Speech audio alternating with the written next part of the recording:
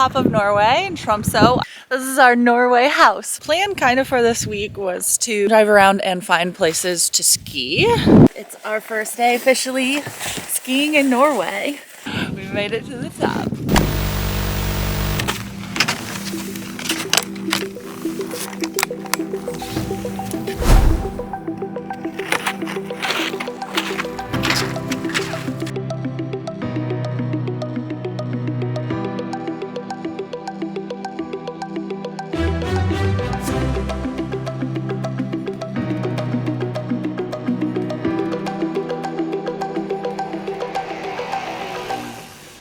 We are on another tour today, and Owen's already reached the top. I'm a little bit behind. Today, there's no wind at all. This space is gorgeous, and it was actually a pretty nice hike up here. It's just that 3 days hike in a row, I need like a break day for energy recuperation. What's the right word? So, but regardless, it's really nice. I'm listening to some podcasts, a book on tape. I just started a book called Outwitting the Devil. Napoleon Hill talking to the devil. It's a fiction book, and he's getting the devil to divulge all his secrets, which are basically like the whole idea is that the devil is like the negative energy that you have in your body, and how he makes people stay in their negative energy. And so it's pretty interesting. Ooh, we have a paraglider way back here. Oh my gosh, it must be so magical to paraglide over the fjord. Wow, what a day.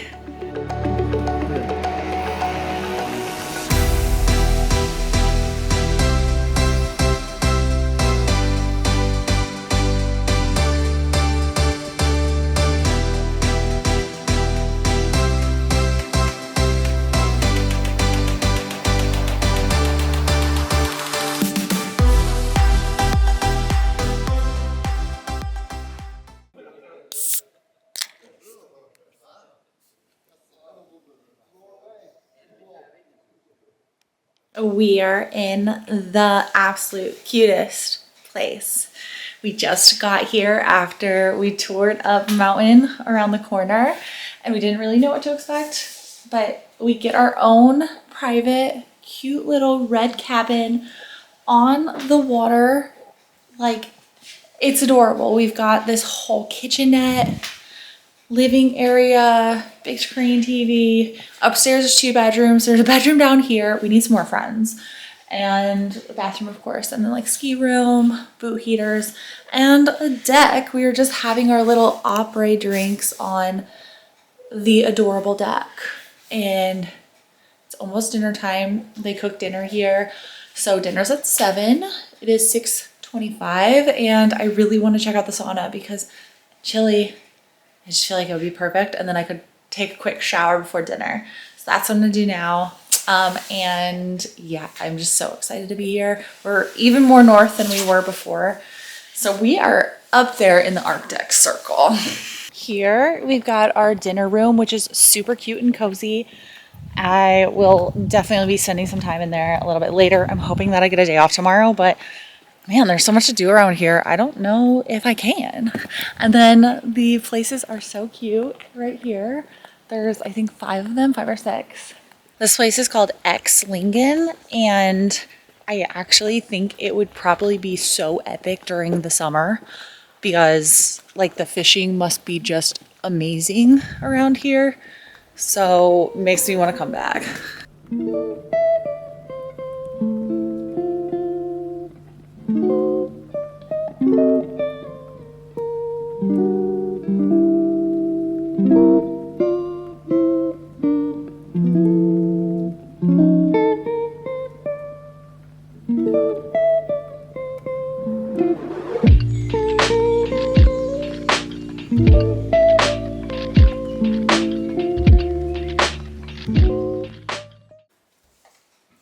I just had the funniest experience.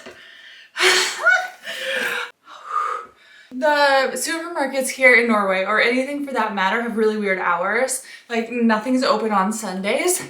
And I just remembered today's Saturday, so that means nothing's gonna be open tomorrow. And on Saturdays, everything closes early. So you really have to be on your game.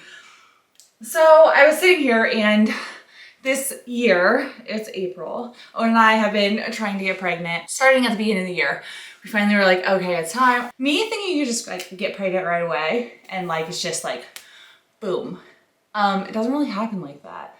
So I got really deep into looking at all pregnancy stuff this year and talking to people about it and learning kind of all I could to an extent of what it means to try to get pregnant when you're 36, because it's just, you know, a little bit different than starting to try when you're in your early 20s and you have all the time in the world. My period's supposed to start tomorrow, so it's kind of like testing time.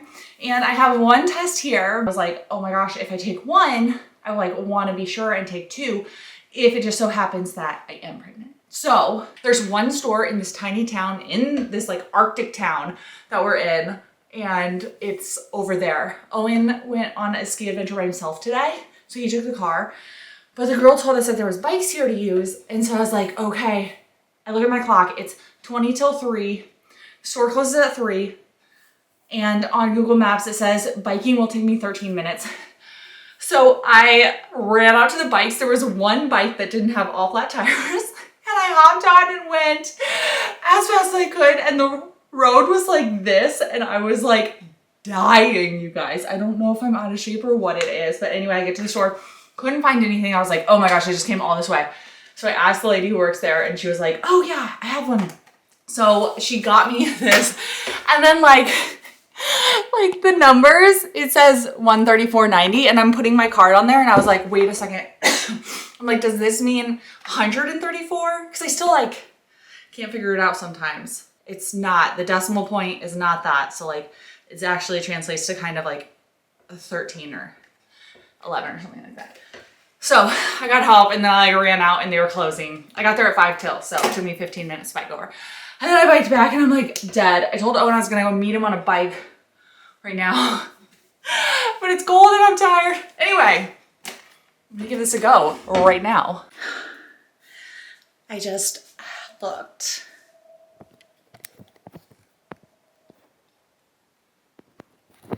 I'm like shaking. So I peed on it and I like looked over and it just showed that like not pregnant line. And I was like, okay, whatever. The weird that like I have been using these because I've been testing my ovulation, and these things you like use once you're close to your period. The last 3 days, they've been like a really, really faint line. And so I kind of thought like maybe that's just like I don't know, a thin line. So, but I've been trying to wait till closer to my period to try this one because I only had one, and that's why I was like waiting till it was like maybe gonna be sure. This is crazy. Yeah, I am apparently pregnant. Like that's crazy. Yeah, so Owen's on top of a mountain right now. So I think maybe I'll like ride my bike over there and surprise him. Okay. I also forgot to say, I've been listening to tons of podcasts lately and reading a lot of stuff about basically getting your body in the right mindset for a baby, like holistically. And so I've been trying to pay attention to that stuff. And this morning I got up to pee, went back to bed. So I was like kind of in that half awake stage. Literally in my mind heard your subconscious, you are pregnant. And it was like the craziest thing ever. And then I kind of woke up and got out of it. And I was like, okay, did I think that? Or like, what was that? It was like a dream. And it was just the weirdest thing. And I was like, that's going to be crazy if I do test today and it becomes positive. So like, I don't know. I really think we don't listen to our subconscious enough, or listen to our intuition, I should say. Such a deeper level, I think, to us than we recognize a lot of times. And feeling into that is really important. Anyway, I just had to say that because I thought it was absolutely wild. Okay, I decided how I'm gonna tell Owen. I bought him this chocolate the other day in Innsbruck.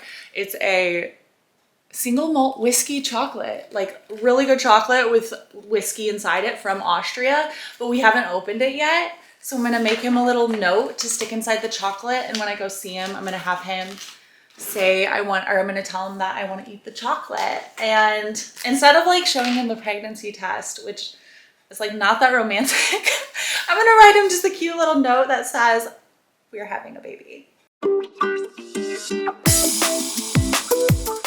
And of course, you have to use pink and blue little baby colors. I really don't know how he's gonna react because he's pretty like very mellow, and really his excitement just comes out after he skis something big. So I almost feel like if he skied something really excited, he'll be excited. But if it wasn't so good skiing, he'll be like, very like, okay.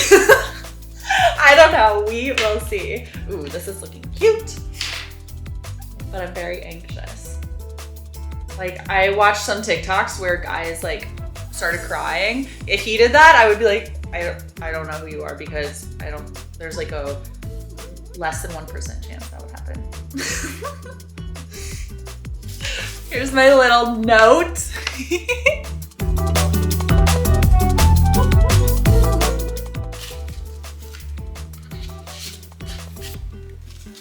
All right, here's the special chocolate. I'm taking a little bike ride down to meet Owen at the little lighthouse down here. Hoping it's close. It's a little further than I thought, and the wind is coming straight at me. I think he is on top of this peak right now. So we are living very different lives right now. We're gonna try to make it there.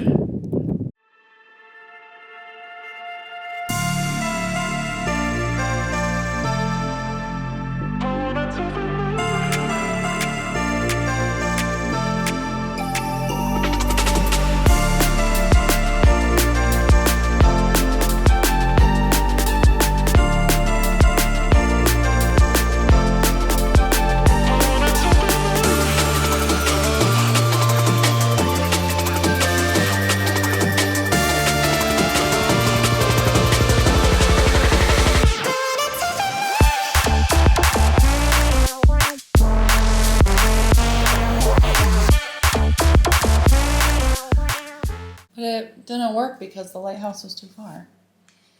But do you want to have some anyway? Here. Have some. Single malt whiskey. Yum. This one you got before or today? I got it before. Does it come with directions? There's a love note I wrote you. Oh. I was gonna have a nice little moment. Oh. I know. Oh, instead you almost had hypothermia and I almost like slid down and got stuck in the ice bushes. It's okay. Read the love note. What? What? Really? Yeah. Whoa. I know. Oh. See? I told you that's why you were hungry.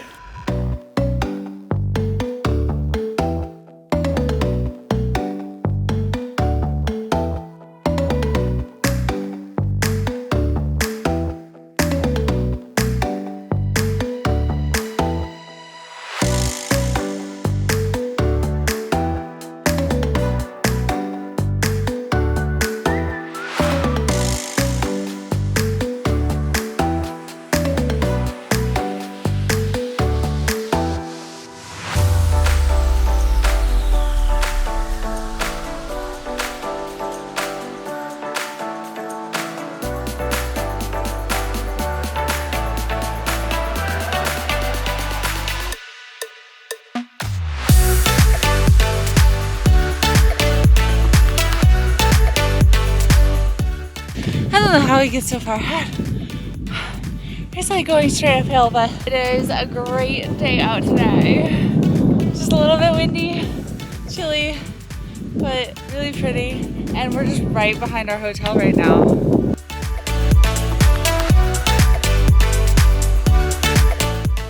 made it to the top, and it is such a gorgeous day.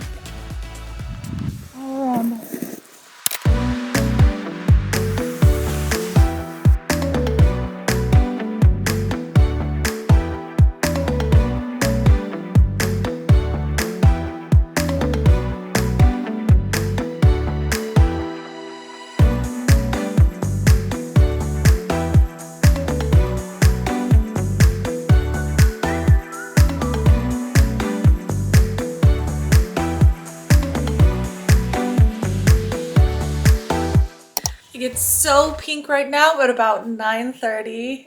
We're actually leaving tomorrow morning though, so I think I'll have a few off days before I need to be on my game again. But let's look at this last pink sunset.